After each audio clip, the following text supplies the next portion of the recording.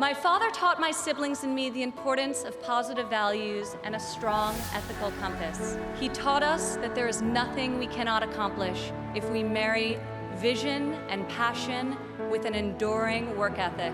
When I was a child, my father always told me, Ivanka, if you're going to be thinking anyway, you might as well think big.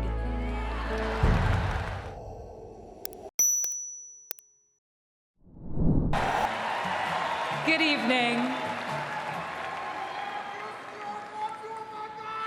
Thank you. 1 year ago, I introduced my father when he declared his candidacy. In his own way and through his own sheer force of will, he sacrificed greatly to enter the political arena as an outsider, and he prevailed against a field of 16 very talented competitors.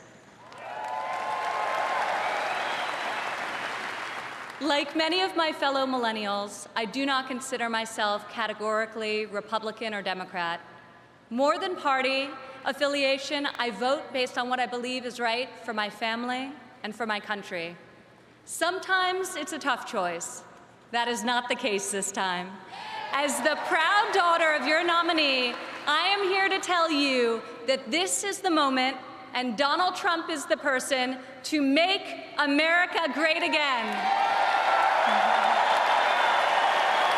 Real change, the kind we have not seen in decades, is only going to come from outside the system, and it's only going to come from a man who has spent his entire life doing what others said could not be done.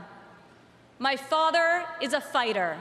When the primaries got tough, and they were tough, he did what any great leader does. He dug deeper, worked harder, got better, and became stronger.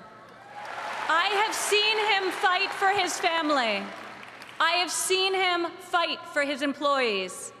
I have seen him fight for his company. And now I am seeing him fight for our country. It's been the story of his life, and more recently, the spirit of his campaign. It's also a prelude to reaching the goal that unites us all, when this party, and better still, this country, knows what it is like to win again. If it's possible to be famous, and yet not really well known, that describes the father who raised me. In the same office in Trump Tower, where we now work together, I remember playing on the floor by my father's desk, constructing miniature buildings with Legos and erector sets, while he did the same with concrete, steel, and glass. My father taught my siblings and me the importance of positive values and a strong ethical compass. He showed us how to be resilient, how to deal with challenges, and how to strive for excellence in all that we do. He taught us that there is nothing we cannot accomplish if we marry vision and passion with an enduring work ethic. One of my father's greatest talents is his ability to see potential in people before they see it in themselves. It was like that for us too growing up. He taught us that potential vanishes into nothing without effort, and that like him, we each had a responsibility to work not just for ourselves, but for the betterment of the world around us. Over the years, on too many occasions to count, I saw my father tear stories out of the newspaper about people whom he had never met who were facing some injustice or hardship. He'd write a note to his assistant in a signature black felt-tip pen and request that the person be found and invited to Trump Tower to meet with him. He would talk to them and then draw upon his extensive network to find them a job or get them a break. And they would leave his office, as people so often do after having been with Donald Trump, feeling that life could be great again. Throughout my entire life, I have witnessed his empathy and generosity towards others, especially those who are suffering. It is just his way of being in your corner when you're down.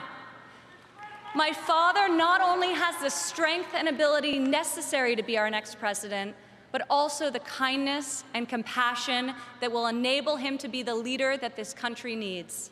I've worked alongside of him for more than a decade now at the Trump Organization, and I've seen how he operates as a leader, making important decisions that shape careers and that change lives.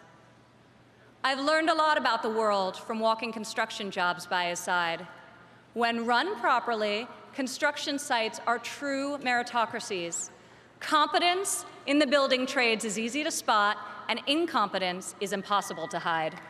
These sites are also incredible melting pots, gathering people from all walks of life and uniting them to work towards a single mission.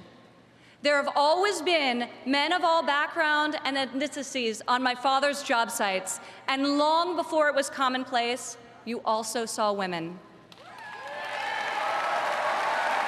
My father values talent. He recognizes real knowledge and skill when he finds it. He is colorblind and gender neutral.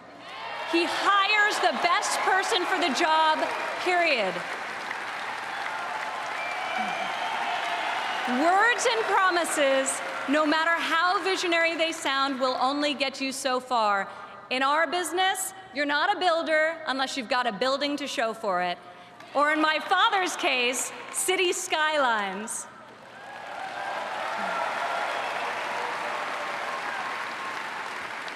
Most people strive their entire lives to achieve great success in a single industry. My father has succeeded in many, on the highest level and on a global scale. One of the reasons he has thrived as an entrepreneur is because he listens to everyone. Billionaire executives don't usually ask the people doing the work for their opinion of the work. My father is an exception.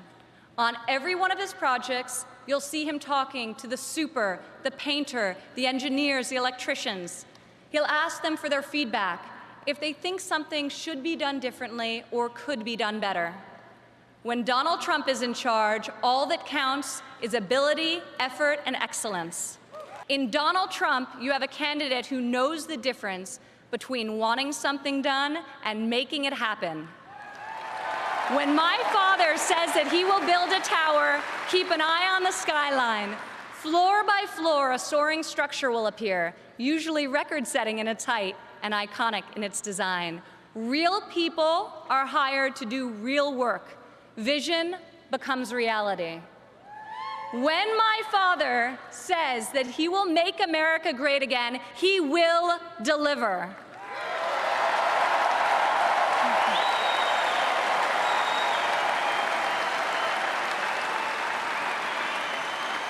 We have a chance this year to reclaim our heritage as a country that dreams big and makes the impossible happen. Fortunately, Donald Trump is incapable of thinking small. When I was a child, my father always told me, Ivanka, if you're going to be thinking anyway, you might as well think big. As president, my father will take on the bold and worthy fights. He will be unafraid to set lofty goals, and he will be relentless in his determination to achieve them. To people all over America, I say, when you have my father in your corner, you will never again have to worry about being let down. He will fight for you all the time, all the way, every time.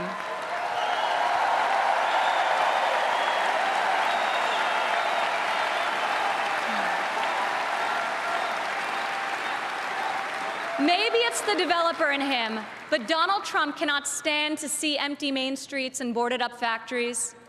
He can't bear the injustice of college graduates who are crippled by student debt and mothers who can't afford the cost of the child care required to return to work to better the lives of their families. Other politicians see these hardships, see the unfairness of it all, and they say, I feel for you. Only my father will say, I'll fight for you.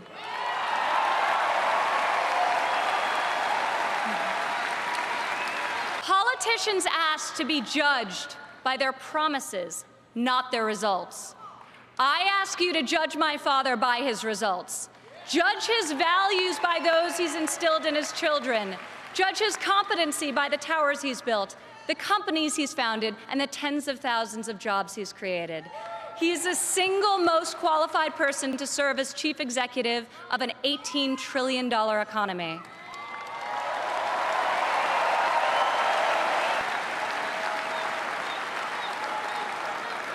This is the fighter, the doer that you have chosen as your nominee. In ways no one expected, this moment in the life of our country has defined a mission and given it to an extraordinary man. He is ready to see it all the way through, to speak to every man and every woman of every background in every part of this great country, to earn your trust and to earn your vote. He earned that and much more from me a long time ago. I have loved and respected him my entire life, and I could not be more proud tonight to present to you and to all of America my father and our next president, Donald J. Trump.